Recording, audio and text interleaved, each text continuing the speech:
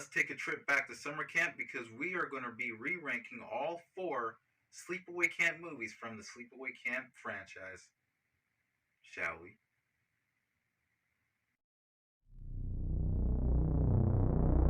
Welcome back to the Asylum Beyond the Dead, where we do movie reviews, rankings, art, and music videos on this channel. And today we are going to be re-ranking all 4 of the Sleepaway Camp movies from the franchise. I'm already aware that I've done this before, but now that I'm getting better with editing and all that stuff, I decided to go back and re-rank the franchise. And it has changed quite a bit over time. So hopefully you guys are in on it. If you are, kick back and relax. Also, if you're new to this channel, please hit the subscribe button if you haven't done so already, and please hit the like button and share it to others that are into art, music videos, and movie reviews and rankings. Now let's get to the rankings, shall we? Number 4. This hasn't changed over time. At number 4 is Sleepaway Camp 3, Teenage Wasteland. The reason why this movie is the worst film out of the franchise, it has a boring plot. The plot of this movie is Angela Baker takes the identity of a girl, she borrows it for temporarily, and she goes from group to group to kill counselors and campers. You got lame kills that are hacked to death because of the MPAA. The camp atmosphere is in there, the cinematography is lacking, and that's because they shot both of these movies back to back, from the second one to the third one, and it's very obvious that when they were filming the third one, they didn't have a script, and they clearly had no idea where to go from there. They should have stopped there at 2. Also, the character of Angela is extremely boring, forgettable. I look at her as someone else. Pretty much, she just looks like a random character that's just going around killing people. All of the characters I don't care about. I don't care about the final girl. Overall, I'm not a big fan of this movie, and it is the worst out of the 3. Or out of the 4, I should say, and it is at number 4 spot. This movie is basically blood on a dull knife. You don't want your knife dull as a summer camp slasher killer, like me. Number 3. Number 3 is Sleepaway Camp 4, The Return of Sleepaway Camp. I really do like this movie. I love all of the kills in this movie. It's by far one of, if not the goriest out of the franchise.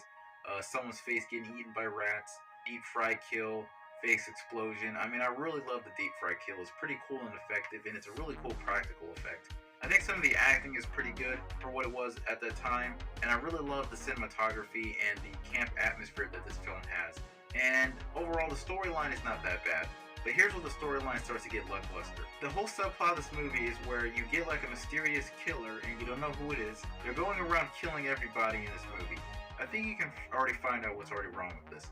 When we go to a Friday the 13th film, we expect to see Jason. When we go to a Halloween film, we expect to see Michael Myers. Looking at you, Halloween ends. When we go see a Nightmare on Elm Street movie, we go to see Freddy. Who do we expect to be the main antagonist in the Sleepaway Camp movies? Angela Baker. What do they do with her? They have her disguised in this cheap-ass Halloween costume with makeup, where the makeup's not horrible, but you can tell it's a woman underneath the makeup. It literally looks like a male with a female body. I mean, it's very obvious. You can tell there's something wrong with that sheriff, and it just doesn't work for me. It's just weird. It just fails. But the biggest issue with this movie, and I think everybody can agree on this, is the character of Alan. I can't stand him. This character makes this movie so unwatchable for me. This is the worst character ever. And what is even worse about it is that he is our main character throughout the film. And there are times where he gets bullied, but he does the exact same thing when he first appears on screen. I don't know why the writers thought, I think this type of character would sit well to the audience and people could relate with him but hate him at the same time. No. This is a character we do not sympathize or root for. This is a character we all would have loved to see get filleted like a fish. He's clearly the bully. He's obviously the tormentor and the evil person that you want and is waiting to get killed. Doesn't happen, spoiler alert. But he is crying and begging and pleading for people to stop bullying him when he does the same thing. Man, this character is horrible. So like I said, everything about this movie I like. Kills, cinematography, score, and I forgot to mention the score is some of the returning characters of Ronnie, still ripped to this day. But because of that ogre egg badass Alan, this movie is at number 3, and it deserves to be at number 3 because of that character being so dreadful, annoying, being a whiny two-shoes asshole. Number 2. This is where things change over time. At number 2 is going to be the original Sleepaway Camp movie. I love this movie. I love everything about it. The cinematography of just that classic nighttime feel.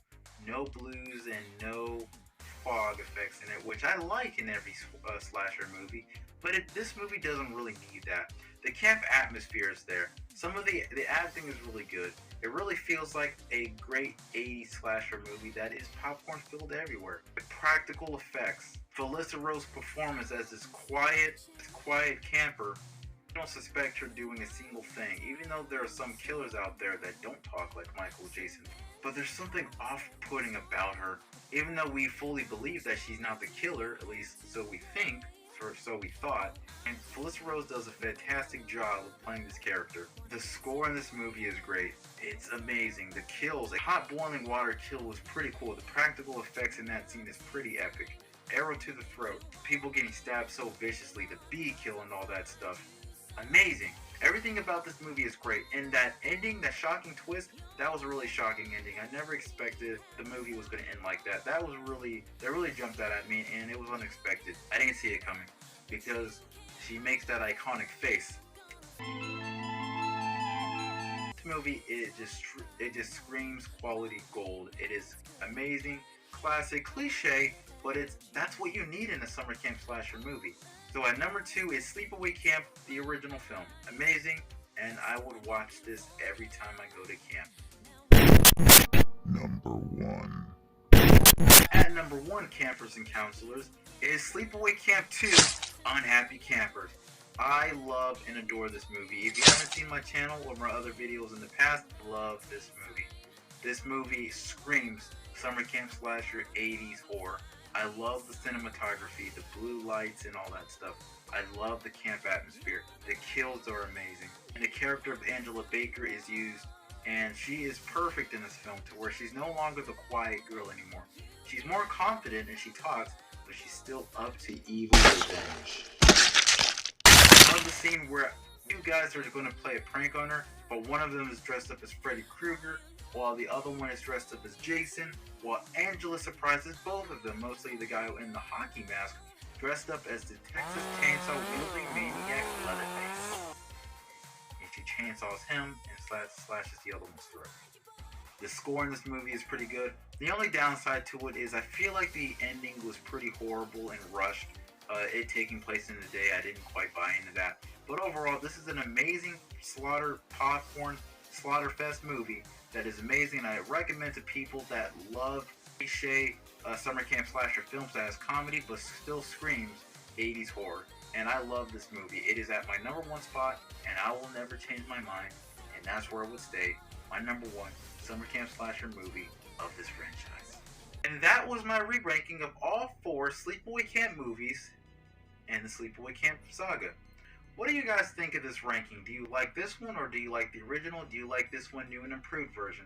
Let me know in the comments below. And again, if you're new to the channel, please hit that subscribe button for more videos, content coming your way. And please hit the like button as well.